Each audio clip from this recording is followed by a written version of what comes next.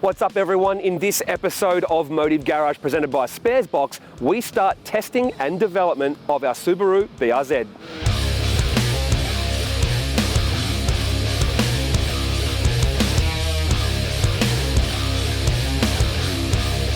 So we've had our Subaru BRZ for a few months now, but why haven't you seen it? Well, to be honest, we've just been waiting for enough parts to become available to get going on the car properly, and we're waiting for our GR Yaris to go via LMCT plus raffle, which this car will be doing when it's finished as well. So basically I threw the keys to Susie and said, your car for a while as a daily driver, it's done a couple of thousand Ks, and now we're ready to get into it. So the very first thing we're going to do is a baseline test, and normally we would go to Wakefield and have John Boston from Track School test it out.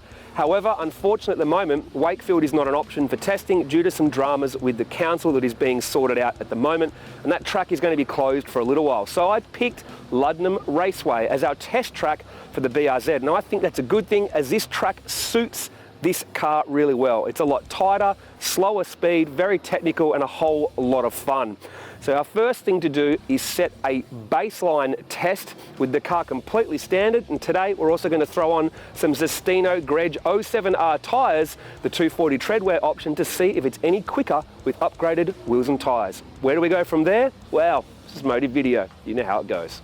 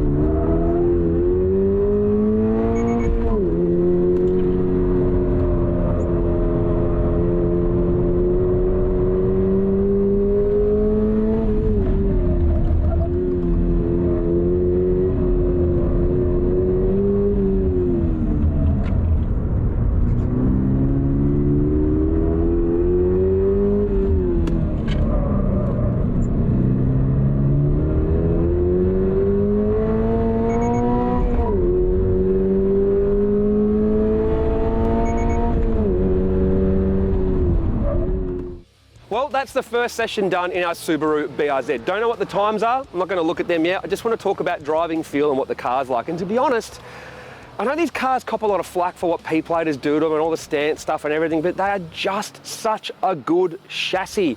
The 2.4 litre, you can definitely feel the extra mid-range and bottom-end power coming out of the corners in this thing. You don't feel like you're waiting forever. In fact, if anything, on standard tyres, you need to roll into the throttle in some spots because it will get sideways. Now, that's obviously great fun if you want to, but that's the thing about this chassis, it's very playful. If you want to roll into the throttle and try and have a perfect line, you can. Do you want to throw it a little bit and get a bit sideways? You can. Is it predictable as it transitions from grip to oversteer? Yeah, it's fantastic. Honestly, it's very hard to fault the BRZ and 86 chassis as a track car. Honestly, if you've just got into cars, you've never raced before, this is a fantastic car to learn in. Now, especially on stock tyres, it'll teach you about understeer, because if you come in too hot, these tyres can't deal with it. It'll teach you about oversteer on corner exit, and it'll teach you a lot about chassis balance mid-corner on how you use the throttle and how you place the car. Honestly, fantastic car for a beginner. Now, someone that's raced some pretty high-powered stuff, I do find myself I'm trying to do a perfect lap, then I get a little bit bored and I want to play around a little bit. It hasn't probably got quite the power to do what I want to do, so after a while I'm like, that's enough for me. But for a beginner, you should be able to do 100 track days in this for seat time and get really, really good. Very confidence inspiring, seating position's fantastic. The only thing that really lets down the factory car is if you push too hard, the tyres and the brakes, they don't quite keep up. Honestly, if I was on a bigger track than this, I would be worried about brake fade. Here, not so bad, but on a bigger track, I'd probably be worried about it in some spots. I wasn't losing brakes as per se, but you could certainly feel them just starting to deteriorate a little bit after about 5 hard laps here. So I think the brakes did better than I thought compared to what people have told me, but it also depends on your driving style. You can feel with these tyres the ABS kicking in quite a fair bit and fighting you. That's just a grip versus braking force thing. So honestly, does it need better brakes on the factory tyres?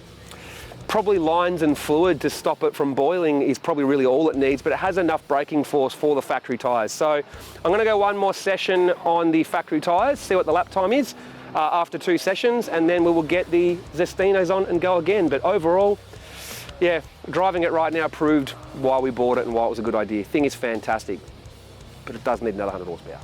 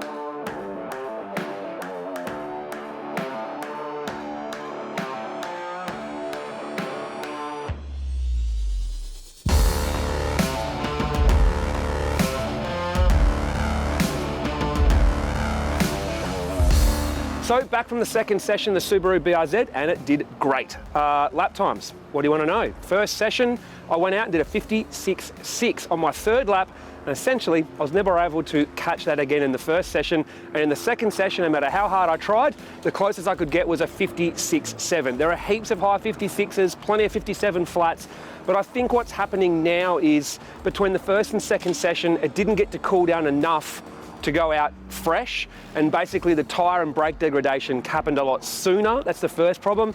Temperature is actually getting pretty warm today. In fact, it's just my luck. It's probably the first hot day we've had in 2 months here.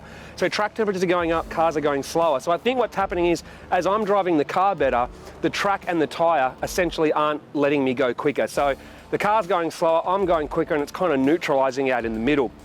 But now it's time to go out on the Zestino Greg 07R. Now we could have gone the RR or the RS, but we wanted a legit street tyre that you can drive around on. 240 tread wear, but the biggest difference from the tread wear to the factory Michelin Pilot Sport 4, which is 320 tread wear, is the size. We're going from a 215 to a 255. So hopefully we can get some extra grip, which will allow me to brake better, get less wheel spin on corner exit, and hopefully get a slightly quicker lap time. But like I said, getting a little bit warmer now, so we might try one in the heat of the day, and then we'll try one that's a little bit cool later.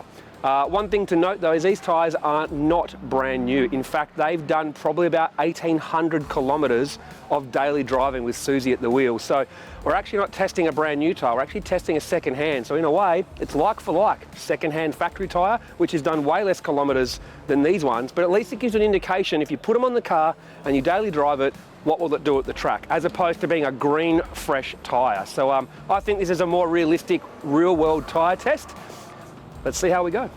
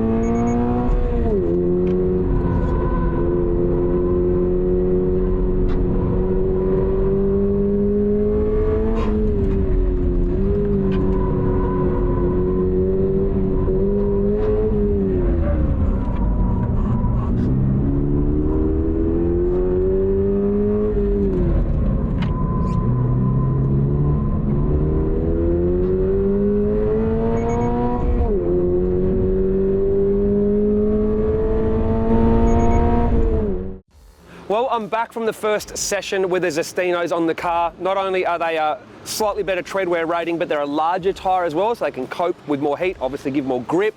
And all I'll say is, wow, as expected, they totally transformed the car. On standard tyres, it's playful, it plough understeers on the way in, but gets sideways on the way out. You're limited in braking just purely by the grip of the tyre. You can feel the ABS, but you throw these tyres onto the BRZ, and the car comes alive as a track car. It's very, very different. I do think though that if you were to go to something even softer again, you'd probably have too much grip for the factory spring rate and this factory suspension. But with that 240 treadwear Zestino at that size, I was able to get them up to temp pretty much straight away. I mean, they're obviously a used tyre, they're not brand new. And basically, yeah, we were way quicker straight away, nearly a second and a half quicker. So let's take a look at the lap times now online. The very first lap was already a PB by half a second. It was a 56.1. I realized where the car could go quicker, and then it was a 55.6, then a 55.29, which is the quickest lap. So my third lap out on these was the quickest lap, just like my third lap out this morning was my quickest lap. Then I let it cool down for a couple of laps, had another go, and it was 55.8, 55.5, 55.5. So the increasing track temperature and the increase in temperature in these tyres means I wasn't able to go any quicker consecutively over the whole session, but that just goes to show that a good set of tyres, even with a couple of thousand Ks on them like that, totally transforms the BRZ. If you have a BRZ GR86, all I can say is put your factory tyres in the bin. I know these Michelin Pilot Sport 4s are way better than what the eco tyres the old 86 used to come with, but they're still not good enough to exploit the chassis of the car if you like going to the track. So all I can say is get some larger and better rubber on your BRZ right now, because man, it totally transforms the car. I don't think I'll go any quicker today, but I want to go out one more time because the car is just so much fun. Doesn't really drift anymore. Is one way to look at it, but it's now you can actually be precise with the car. Turning is better, braking is better, everything is better, which is what the tyre does, right? So it's just gone from being a bit soggy when it's warm, but a fun car, to actually now being a lot more precise. The tyres really suit the chassis, so can't wait to keep going with this car, do even more mods, go even quicker again, because we're going to come back to Luddenham. I think the goal with this car should be to get down into the low 52s, even the 51s eventually, when it's turboed, but I reckon my naturally aspirated goal, let's go mid 54s.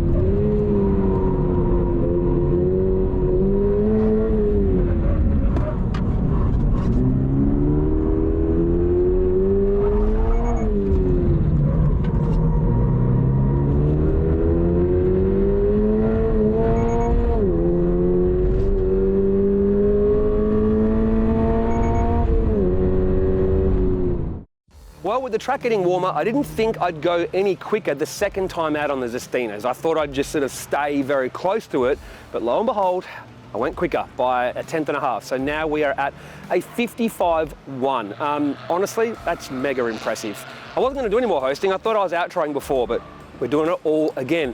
So what's next for our BRZ? Coilovers. So hopefully we go into the 54s on coilovers. Hopefully some naturally aspirated power mods can get us into the 53s. Can we do 52s NA? I think that's probably starting to push it. We'd probably have to go to an R-comp or something to do that, but I think low 54s or even high 53s are definitely possible as a naturally aspirated car before we go turbo. And just remember, the best thing about following the development of this car is at the very end, you'll be able to win it thanks to LMCT. So make sure you become a member, follow the link. That monthly membership means you're going to draw for everything at LMCT. And obviously once we're finished developing this car, you'll be able to win it. Good luck.